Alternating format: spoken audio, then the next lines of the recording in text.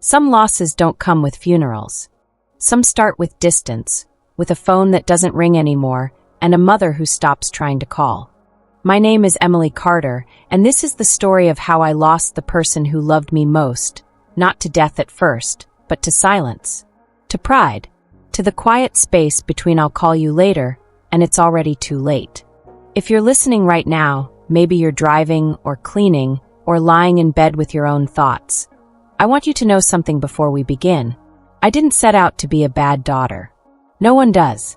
But love can fade behind excuses, and sometimes the things we don't say echo louder than the things we do. So before I take you back, before I tell you how it all fell apart, I want to ask you one question. The same one I've asked myself 1,000 times. When was the last time you really listened to someone you love? Because sometimes silence is the heaviest thing we carry. I grew up in a little town in Virginia, the kind of place that still shuts down for Sunday church and high school football games. Our street had cracked sidewalks and big maple trees that painted the ground gold in October.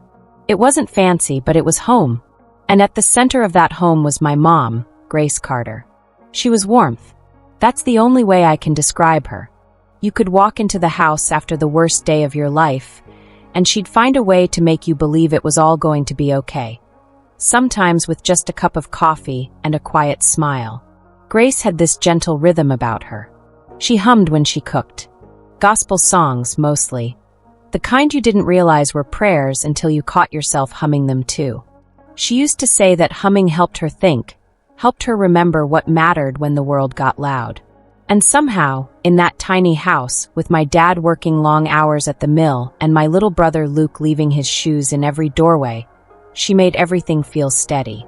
I can still smell it, cinnamon rolls on Sunday mornings, the faint scent of lavender in the laundry, the way coffee always tasted a little sweeter when she poured it for you herself. When I was younger, I didn't notice how much she did for us. I thought every mom woke up before sunrise to pack lunches, pay bills, and check in on neighbors who lived alone. I thought love looked like a clean house and full stomachs. It wasn't until much later that I realized love looks like showing up, day after day, even when no one says thank you. My dad, Tom Carter, was quieter. A good man, but worn down by work. He was the kind of father who showed love by fixing things, the leaky roof, the broken fence, the headlights on my first car. Words weren't his strength, but presence was. And Mom was the translator between his silence and our chaos. Our house was small, but every corner held a memory. The kitchen table with the scratch from Luke's toy truck. The front porch where I'd sit and dream about big city lights. The hallway lined with family photos, snapshots of birthdays, messy Christmas mornings, ordinary love frozen in time. And if I close my eyes even now, I can still hear her voice calling from the kitchen. Em, breakfast's ready. Always Em. Never Emily. I'd come down the stairs, still half asleep, and there she'd be, standing by the stove in her worn blue robe, sunlight in her hair, humming softly. Sometimes she'd catch me watching her and say, "What's that look for?" And I'd shrug and say, "Nothing." But what I meant was, you make it all feel safe. But safety, when you're 16, can feel like a cage. When I hit high school, I started craving something bigger. A life that didn't smell like cinnamon and small-town gossip. I wanted skyscrapers, airports, bright lights, noise. I wanted to be someone. Someone people remembered. Mom supported me, of course. She always did. But she also wanted me to stay close, to stay me. She'd say things like, "Don't forget where you came from, Em. The world can take a lot from you, but don't let it take your heart." I'd nod, smile, and roll my eyes when she wasn't looking. Because at 16, what did I know about hearts or time or loss? I just wanted to go. Graduation came fast. There was laughter and pictures and proud tears. I'd earned a scholarship to a university in Chicago, 3 states away. It felt like freedom. I can still see her on the porch that morning when I left. She stood there with her coffee mug in both hands, trying to hide her tears behind a smile. Dad loaded the car, Luke teased me about city boys, and I kept pretending I wasn't scared. When she hugged me goodbye, she whispered, "I'm proud of you, baby. So proud." And I said, "I know, Mom, but I didn't say I'll miss you." I didn't say thank you. I didn't say I love you. Because in that moment, I thought we had forever. Chicago was everything I thought I wanted, busy, loud, alive. There was always something happening, and for the first time, I felt like I was part of it. I made friends, studied hard, built plans bigger than I ever dared to dream. Mom called every week, sometimes twice. At first, I answered, told her about my classes, my roommates, the snow. But over time, the calls felt like interruptions. I told myself I was too busy. I'd call her later. But later turned into days. Days turned into weeks. And the guilt, well, guilt is patient. It waits. She started leaving voicemails. Little ones. Hey, I'm just checking in. Love you. Or, your brother says hi. Call when you can. I'd listen sometimes, smile a little, and press delete. Because hearing her voice made me feel like a child again. Small, tethered, guilty. And I was trying so hard not to be that girl anymore. Years passed. I graduated, got a job at a marketing firm downtown, moved into a small apartment that overlooked the river. It was everything I'd worked for. But somewhere between the meetings and deadlines and happy hours, I stopped noticing how quiet my life had become. Mom still called. Not as often, but she did. She sent handwritten letters sometimes, little notes with her careful cursive. Recipes, church bulletins, clippings from the hometown paper. And I'd text back quick, one-line replies. Thanks, Mom. Love you. And that was that. I told myself she understood, that she knew I loved her, that she didn't need me to say it every time. But love, I've learned, isn't something you can assume. It's something you prove in small, simple ways. And silence, no matter how innocent, has a way of growing roots. I didn't know it yet, but every missed call was a brick. Every text left unanswered, another layer. And without realizing it, I built a wall between us. One too high for her to climb, and too thick for me to hear her through. That's the thing about silence. It doesn't start loud. It starts soft, almost gentle. And before you know it, it's the only thing left in the room. There's a kind of loneliness that doesn't come from being alone. It comes from realizing that the person who used to know your voice by heart has stopped calling. And when they finally do, you don't recognize the way they sound anymore. For me, that moment came one October night. It was raining, the kind of cold, slanted rain that makes the whole world look blurry through the window. I was sitting on the couch, laptop open, half a glass of wine beside me, pretending to work. My phone lit up. Mom! I saw her name flash across the screen, and for one ridiculous moment, I thought about ignoring it. There was a deadline, a meeting in the morning, a boyfriend who said I was too distracted lately. But something small and stubborn, made me pick it up. Hey, Mom, I said, trying to sound casual. There was a pause. Then her voice, soft and breathy. Hi, baby. I hadn't heard her call me that in a while. Usually it was, or just hey, you. But that night, there was a weight to her words, like each one cost her something. How are you? I asked, scrolling through my emails. I'm okay, she said after a long pause. Just wanted to hear your voice. And I should have stopped right there. I should have listened, really listened, the way she'd always listened to me. But instead, I laughed lightly and said, well, you're hearing it. Guess I'm still alive. She chuckled, but it sounded forced. Good. That's good. There was another silence. A different kind of silence this time. Not the comfortable kind that families share. The heavy kind, the kind that fills the space when something's wrong and no one wants to say it. Finally, she said, You've been busy, huh? Yeah, I said, already reaching for my laptop again. Work's crazy. You know how it is. she murmured. I do. Then quietly, You still humming these days? That made me pause. I hadn't thought about that in years. Her humming in the kitchen, me joining in as a kid. It felt like a memory from another lifetime. I smiled faintly. No, I guess not. Haven't had time. You should, she said. Humming helps you breathe. It was such a mom thing to say that I almost rolled my eyes. But before I could answer, she said, Anyway, I won't keep you. Just wanted to say hi. And then she hung up. No, I love you. No, talk soon. Just that, a quiet click, and then the soft buzz of the rain outside. I sat there staring at my phone, feeling strange. Like I'd missed something. Like she'd been trying to tell me something important, but I'd been too busy to hear it. Months passed. Work got busier. My relationship ended. Life moved fast, as it always does. And the calls stopped. At first, I didn't notice. Then I told myself it was fine. Mom probably got tired of chasing me. One evening, around Christmas, I remembered her out of nowhere. Her cinnamon rolls, her humming, her warm hands holding mine in the cold. I decided I'd call her the next day. But the next day turned into the next week. And then, one Tuesday morning, my phone rang again. It wasn't her. It was Luke. His voice cracked before he even said my name. "Em, you need to come home." My heart dropped. "What happened?" "It's Mom," he said. "She's sick." I don't remember much about the drive home, just the sound of my heartbeat and the way my fingers wouldn't stop trembling on the steering wheel. The town hadn't changed much. The same gas station, the same church steeple, the same fields stretching out past the highway. But somehow it all looked smaller, like time had shrunk it. When I pulled into the driveway, the porch light was on. Dad stood in the doorway, older, thinner, his hair grayer than I remembered. He tried to smile, but it didn't reach his eyes.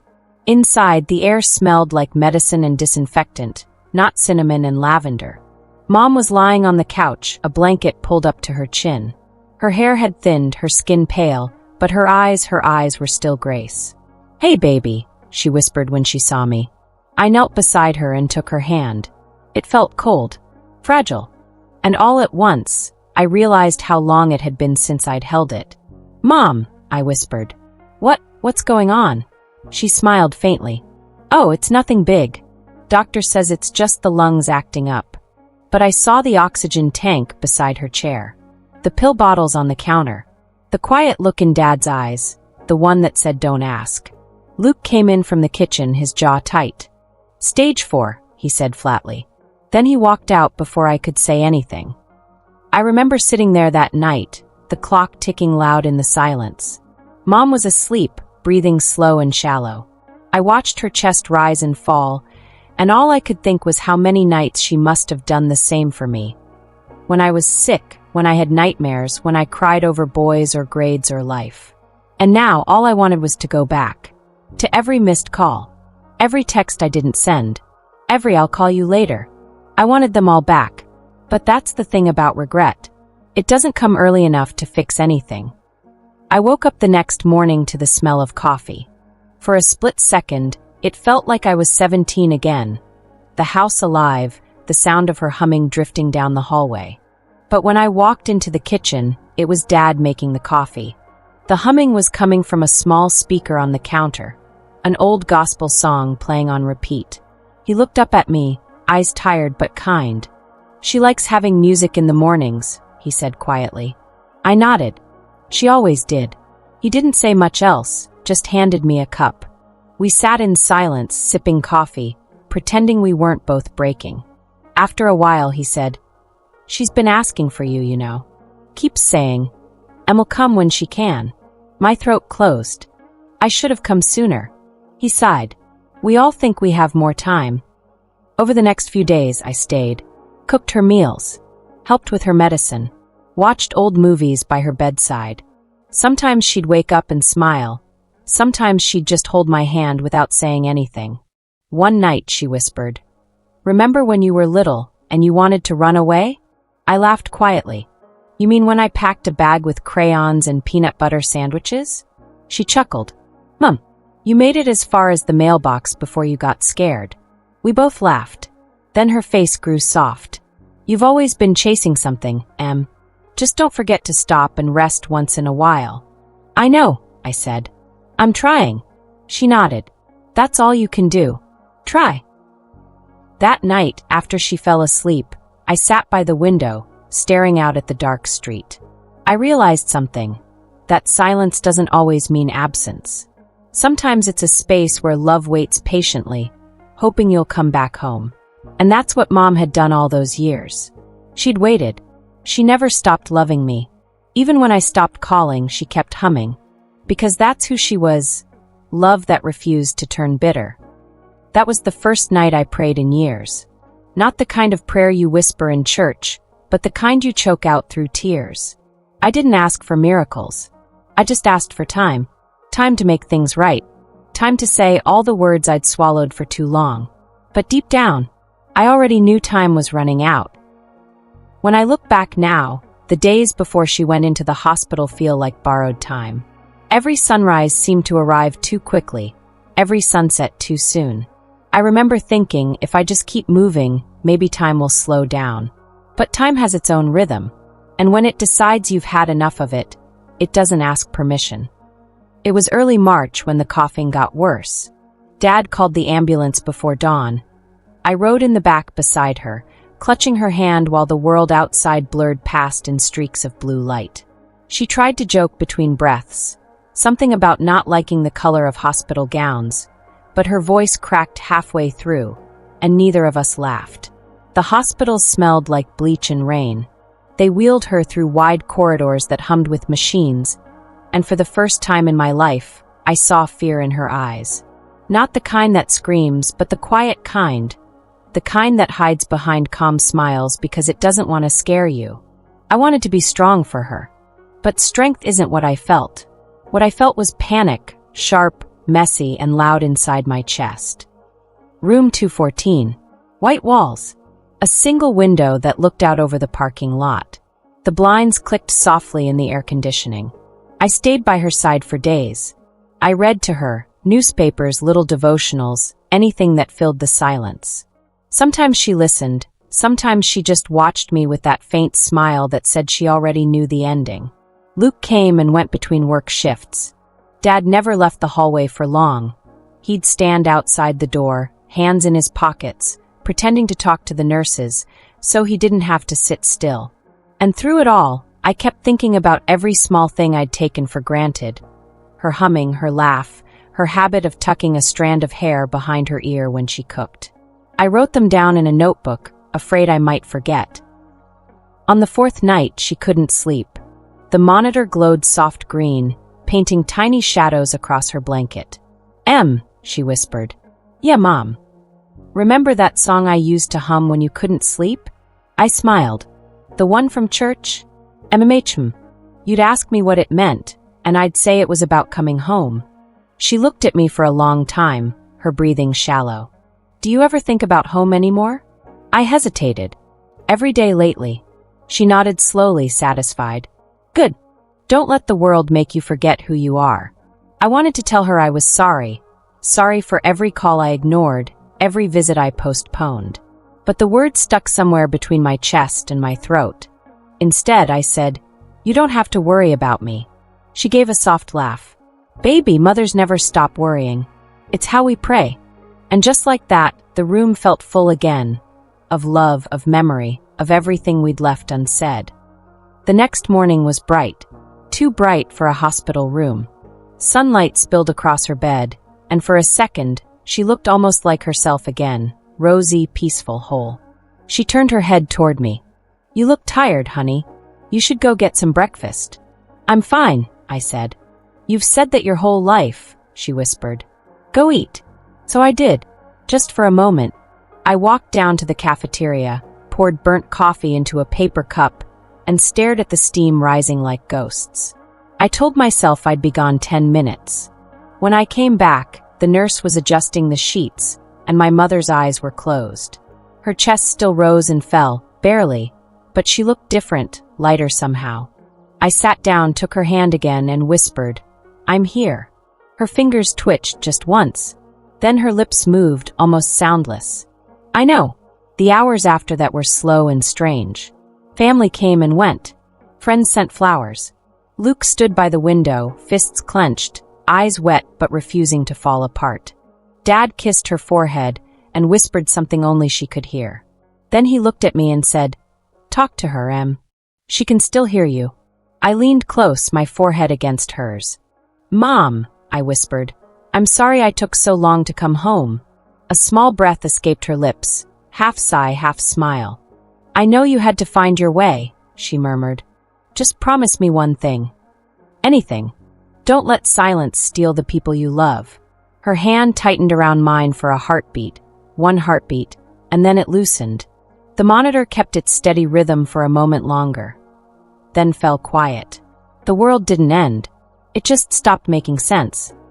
There are things no one tells you about losing someone. Like how the world keeps going, traffic lights still change, clocks still tick, coffee still burns your tongue. It feels almost rude, how ordinary everything stays. The funeral was small. Pastor Reed read her favorite verse. Luke played her song on his guitar. When it was over, people hugged me and said all the right words, but none of them touched the ache sitting heavy in my chest. That night, I couldn't sleep. So I went out to the porch, the same one she used to stand on with her coffee mug, and I just sat there listening. The air was still, but I swore I could hear her humming. Soft, distant, familiar. And in that sound, I realized something simple but true. Love doesn't disappear when a body does. It lingers, in recipes, in old notes, in the songs that slip into your dreams. It waits quietly, asking you to remember. 2 days later, while helping Dad pack up her things, I found a small wooden box under her bed. Inside were letters, dozens of them, each one addressed to me. Some were short. Proud of you today. Others were longer, pages filled with stories, memories, advice she never got to give. The last one was dated only a week before she went into the hospital. It said, "If you're reading this, I probably didn't get to tell you how much I love you. I hope you found what you were chasing, baby. But I also hope you find your way back to laughter, to faith, to home. Because no matter where you go, my love will hum beside you." I read it out loud until the words blurred through my tears. Then I folded it carefully and slipped it into my journal. Weeks later, I returned to Chicago. My apartment felt smaller than before, quieter. But something had shifted in me. One morning, as I stood by the window watching the city wake up, I caught myself humming. The same tune she used to hum while flipping pancakes or folding laundry. And for the first time in a long while, I felt peace. Because maybe that's what love does. It finds a way to echo through you, even when the person is gone. It reminds you to call your brother, to answer your father's texts, to say, "I love you" before it's too late. And above all, to never let silence win again. Some losses don't come with funerals. Some begin with silence and end with a song. And this is the sound of me learning how to breathe again. It filled every corner of that house after she was gone. The clock still ticked, the kettle still whistled, but none of it felt alive anymore. For weeks, I moved through the rooms like a ghost, folding her blankets, watering her plants, leaving her favorite mug by the window, even though she'd never use it again. Every object seemed to whisper her name. Every sound reminded me of something she once said. There's a strange kind of quiet that follows loss, not the absence of sound, but the absence of presence. The air itself feels heavier, like it remembers what you've lost. One afternoon, I found myself standing in her kitchen, staring at the empty chair where she used to sit. There was a single ray of sunlight across the table, falling on her old recipe box. I reached for it, tracing the faded letters of her handwriting. Grace's recipes, for the people I love. I opened it and felt a lump in my throat. Inside were dozens of index cards, yellowed with age, each with her neat, looping cursive. Cinnamon pancakes, Emily's favorite. Tom's apple pie. Luke's birthday cupcakes. I sat on the floor and cried. Not loud, messy sobs, just quiet tears that rolled down and hit the old linoleum. Because that was her love language. She didn't say "I love you" with big words or grand gestures. She said it through the smell of cinnamon on a Sunday morning, through the way she hummed while stirring soup, through the warmth that filled every corner of our home. And I realized something I hadn't before. Love isn't loud. It doesn't demand attention. It's in the repetition, the everyday, the unseen. I tried to recreate her recipes, but nothing tasted the same. Too much sugar. Not enough patience. Still, it felt like talking to her, like keeping her close. Days turned into weeks. Weeks blurred into months. I went back to work eventually, back to the city, but I wasn't the same. The noise, the deadlines, the constant rush, it all felt meaningless. Every time my phone rang, I froze, half expecting to see her name. I started calling people more. My dad. My brother Luke. Friends I hadn't spoken to in years. At first, it felt awkward, like opening an old door that had rusted shut. But slowly, the conversations grew longer. Warmer. Realer. Because here's what I've learned. When someone dies, their voice doesn't leave your head. It just changes shape. Sometimes it sounds like your own. One night, months later, I was driving home from work when it started raining. One of those slow, steady rains that turns the world into a memory. I pulled over, rolled down the window, and just listened. The smell of wet pavement. The hum of passing cars. And then, I started to hum. A hymn. Her hymn. And for a moment, just one small, beautiful moment, I didn't feel alone. Grief, I've learned, isn't something you get over. It's something you learn to carry. Like a stone in your pocket, always there, sometimes heavy, sometimes smooth. But always a reminder of love that mattered. My mother once told me that we never really lose the people who love us. We just learn to meet them in different ways. In songs. In smells. In silence. She was right. Because even now, when the house is quiet and the night feels long, I hear her humming. Not out loud, but deep inside me. And somehow that's enough. It's been a year since Mama passed. A year since the house went quiet. A year since I stopped running from the sound of my own heart. I've learned that grief doesn't vanish. It settles, softens, reshapes you. It teaches you what matters and what never did. And somehow, it gives you eyes that see beauty in the smallest, most ordinary things. Like the way sunlight lands on the kitchen table. Or the sound of rain on an old tin roof. Or the smell of cinnamon, just when you need it most. After months of drifting, I decided to do something with all the love she left behind. So I opened a little bakery, Grace's Table. It wasn't fancy. Just a few tables, a chalkboard menu, and her recipe box sitting right by the register. Every morning I'd unlock the door, tie my apron, and whisper, "Good morning, Mama." And somehow, every day felt like a conversation between us. Through flour, through laughter, through life continuing, people started coming in, not just for the coffee or the pastries, but for the feeling. You could sense it when you walked in, a kind of warmth you can't fake. The kind that comes from love that's been through fire and came out shining. One afternoon, an older man came by with his daughter. She looked tired, eyes red from crying. He said she'd just lost her mom too. I brought over 2 slices of apple pie and said, "On the house. This one's from Grace." The girl smiled, a small, trembling smile, and whispered, "Thank you." And in that instant, I realized something. Healing doesn't mean you stop missing someone. It means their love starts flowing through you instead of just toward you. I started collecting their stories. Little notes. Names. Memories.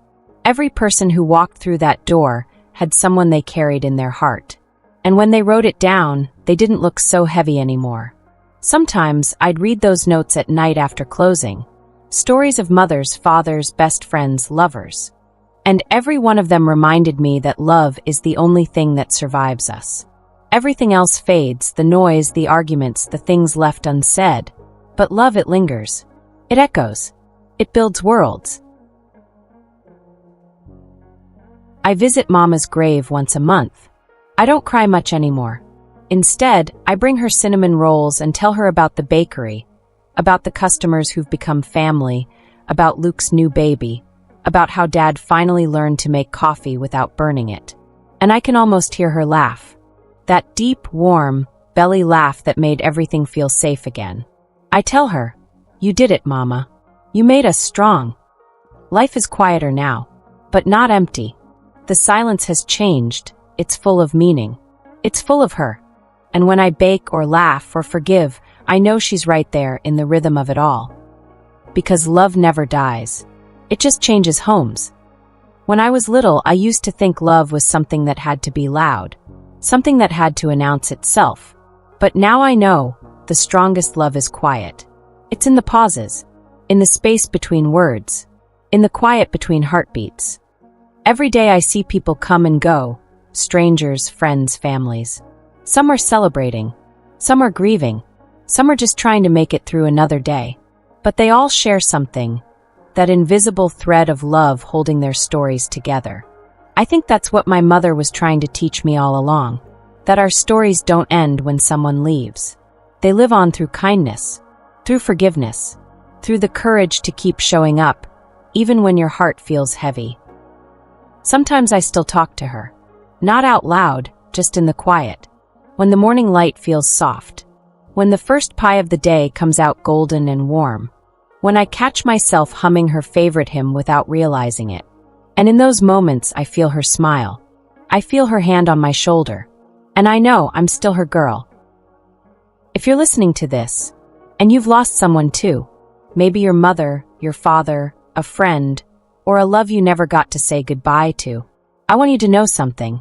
You're still connected. Through every breath, every memory, every small act of love that you give to the world. They live in that. Love doesn't fade with time. It becomes the time itself. It becomes the story we keep telling, not because we're stuck in the past, but because it reminds us who we are. And maybe that's what heaven really is. Not some faraway place in the clouds. Maybe it's right here, in the way we remember, in the way we forgive, in the way we love. Emily, if you ever find yourself standing in the quiet, don't be afraid of it. That silence you hear, that's love still speaking. In memory of every mother's hands that taught the world how to love.